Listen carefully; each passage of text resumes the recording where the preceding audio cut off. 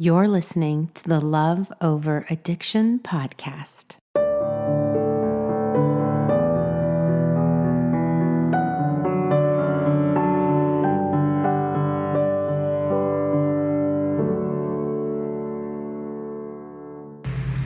Hello, everyone. It's Michelle, and I'm sitting on my back porch with my dogs. You can hear the lawn guy. We are in, for us, the final week of school for all of our kids. And so that's exciting for them, but I have no idea what I am going to do with them this entire summer. We canceled all of our vacations, not that we had a ton lined up, but what are you guys doing for summer? Did you cancel everything? A lot of people, I guess, are going to the mountains. Have you heard that? That they're going to like the mountains of Georgia or the mountains of somewhere else, some secluded log cabin. But I think we're going to stay home.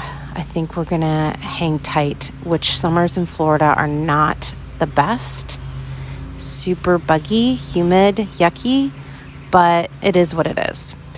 Okay, so today I want to talk to you about the way you view your relationship with your partner. And here's what I mean by that.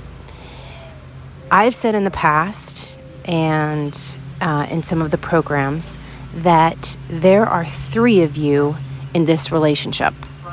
There's you, there's your partner, and then there's addiction. And I consider addiction kind of like a third party, a third separate entity. It helps me forgive and be compassionate and empathetic to my partner by considering the idea that there is the person that I fell in love with, and then there's this separate figure in the relationship that represents addiction. And if I separate those two, it just helps me remember why I fell in love with them in the first place. It helps me remember when I feel like I'm going crazy for staying with someone that's hurting me so badly. It helps me remember why. Okay? So there's three of you in this relationship. Now, the first thing I want to talk about, if you can picture three separate entities, is a triangle. Now, the triangle represents your relationship. So there's 3 points in a triangle. So imagine a triangle in your head. In a healthy relationship, while loving somebody suffering from addiction, and it doesn't matter if you love a woman or a man, in a healthy relationship model, using this triangle, your partner would be on one point of the triangle, and they would be considered the hero, because it really, truly does take a hero in order to get addiction under control, in order to constantly choose day in, day out for the rest of their life sobriety. That's hero material in my book, right? And it's hero material in your book, because that is not easy. And that takes total commitment and total focus and amazing fortitude. So your partner on one point of the triangle is the hero. Now, you in a healthy model, relationship model, are on the other point of the triangle, and you have been the victim. Now, when I use the word victim, I'm not saying you are helpless. I'm not saying you are a martyr. But clearly you went into a relationship looking for something healthy and healing and loving, a place where you felt safe, where you thought the person you were marrying was going to tell the whole truth and nothing but the truth all the time, where you wanted to find somebody to grow old with. And you didn't get that. You got something very different from what you signed up for. You typically, in typical relationships, you probably got a lot of manipulation, a lot of trickery, a lot of lies, a lot of deception, a lot of money being spent on this addiction, right? So you are the victim in this healthy relationship model. You are the victim. That doesn't mean that you don't have responsibility to help yourself, okay? That doesn't mean that you get to, sit around and wait for them to get sober so you can feel better. That's not what we subscribe to in our community. But it does mean that, listen, loving somebody with this disease is tough. It is harder than, loving someone for the rest of their lives is tough, period. Then you add on addiction and you are really asking for a lot of struggles. So you are the victim, make no mistake about it. And then that third and final point in the triangle is addiction. And addiction is the villain. Addiction is the mean guy in the movie that tries to tear everything apart, that is evil and awful and hurtful, and whole purpose is to destruct anyone that comes in its path, okay? And so picture this triangle. On one point, you have your partner, who's the hero. On the other point, there's you, who's the victim. And then on the third and final point is addiction, who is the villain. That is what a healthy relationship model with somebody who is in addiction looks like. So now, if you aren't in love with somebody who has addiction problems, this isn't relevant, right? This wouldn't be your model because addiction isn't present in every relationship.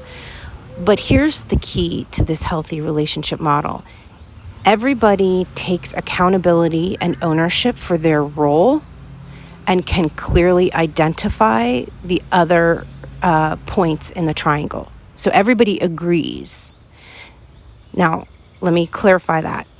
We're going to start talking about the other two relationship models that are unhealthy. So in an unhealthy relationship, and this is typically this triangle is the way you view the relationship, okay? So the one I just described, the triangle I just described, is healthy, where everybody sees their roles clearly and takes accountability and responsibility for their roles. This next relationship model is typically how you would map out your relationship if it's unhealthy, okay? Now, at one point of the triangle, you are actually the hero. And what do I mean by that? I mean, you're playing roles that you should not be playing. You're trying to come in the movie and save the day. You're driving your partner to AA. You've taken on the job where it's your responsibility to convince them that they have a problem. You're nagging or making suggestions on ways that they can get sober forever. You might even be keeping a log of how many days they've drank or how many type of drugs they've used or how many times they've lied to you. You have put yourself in the position of playing the role of hero, where you are trying to save your loved one from the villain. And the villain is always addiction, right? So in your second point, in this unhealthy triangle, addiction is still the villain. And you view the addiction very much as your villain. It's trying to tear your relationship apart. It's ruining the person that you loved. It's causing your family so much pain. And in the third point of the triangle, your partner is now the victim. They are helpless. They don't know how to get sober forever. Life is too difficult for them to stop drinking or using drugs. They feel trapped. They feel helpless. Sometimes, they can be very manipulative, and their role of victim means telling you that it's you that's causing them to drink. and your ways are causing them to use drugs. That's a victim mentality. That's I'm helpless and I'm going to blame everyone and everything. I'm going to blame my past, my present, my future, all my problems, everyone that's ever hurt me. And so therefore, those are my excuses to continue this bad behavior. They are playing the victim. Okay? And oftentimes in this type of triangle, we are the ones being forced to play the hero because they've already claimed and taken ownership of playing the victim. And two victims in relationships usually don't attract one another. It's usually the victim mentality, and this is even in relationships that are outside of addiction, even in typical relationships. Usually the person that plays the victim attracts the hero personality, and vice versa. Because let's be real with one another, playing the hero, there's payoffs, guys, right? Like we kind of, get off a little bit on playing that role. We get to be the bigger, better person. We get to be the know-it-all. We get to be the ones that, are behaving better. We get to place ourselves in a higher position in our relationships because we're the strong and sober ones. So in each one of these roles, there are certainly payoffs, but this is typically this type of relationship dichotomy is unhealthy, and it's a triangle that how you would view the relationship. Now, there's a final option, and this third triangle, and I want you to ask yourself, okay, in your relationship, which triangle do you identify with the most? This third triangle is actually very common. It's unhealthy, but it's typically the way your partner would view the triangle. Okay? And so this is interesting. The villain in the relationship is you. So your partner often thinks you're the villain because you're the one that's no fun. You're the one that's holding them back from living the life that they just want to live. They say things like, get off my back, or leave me alone, or I'm fine if I want to go out to the bar with friends and drink. It's none of your business. You're nagging me. You're always annoying me. You're the villain. And addiction is the hero, because addiction to them is their escape. It's their fun. It's their avoidance. It's their coping mechanism. It's the way to not feel the trauma and the pain that they are feeling. It's always been their escape route. When they feel rejected, that's where they run to. So they view addiction as their hero, as their saving grace. And you're just the naggy nag who goes around counting the bottles or, rummaging through the drawers trying to find the drugs, right? You're the crazy one driving around town looking for what bar they're in, or tracking down their friends, or looking through their text messages, or calling their parents and saying, hey, I need help. Your son or your daughter is in deep trouble. What are we going to do about it, right? So you're the villain, addiction is the hero, and guess what? They think they are the victim. They think they are the ones that are caught in a helpless position because they don't really have a problem. They don't really need rehab or to commit to long-term sobriety. Or if they've tried and they failed, it's because, they just can't do it because life is too difficult, right? So these are the three relationship models that we sometimes play into.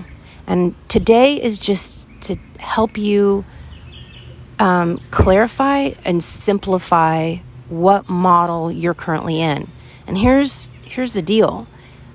you can go through phases in your relationship depending on how long you've been together, where you've gone through each one of these models, and they're constantly changing based on your behaviors or their behaviors or where you are at in your relationship. So today, just all I ask is you find a quiet space.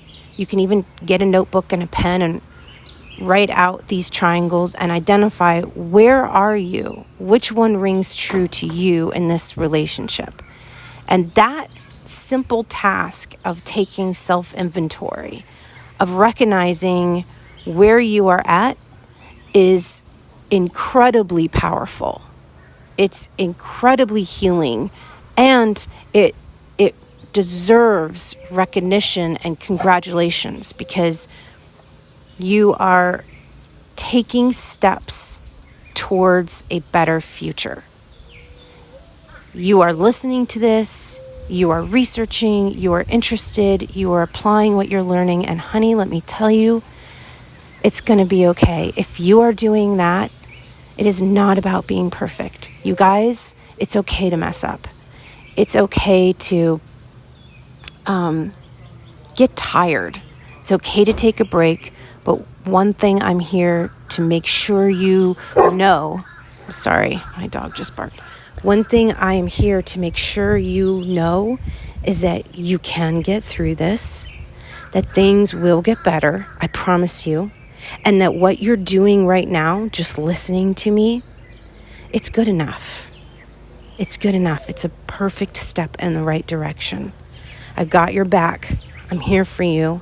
I want to be your greatest cheerleader and your loving voice that tells you, you can do this. This isn't going to be forever, I promise. And in actuality, this is your greatest opportunity to move forward into the future that you've always dreamed of having. That addiction is showing up in your life to push you into something so much more wonderful than what you currently have. It's an invitation. It's a purpose. So take it. I love you, and I will talk to you next week. This podcast is created for your support, encouragement, and entertainment with Michelle's personal thoughts and beliefs. From one woman to another, bonded together by the fact we love someone suffering from addiction. This is not intended as a substitute for therapy or advice from a professional.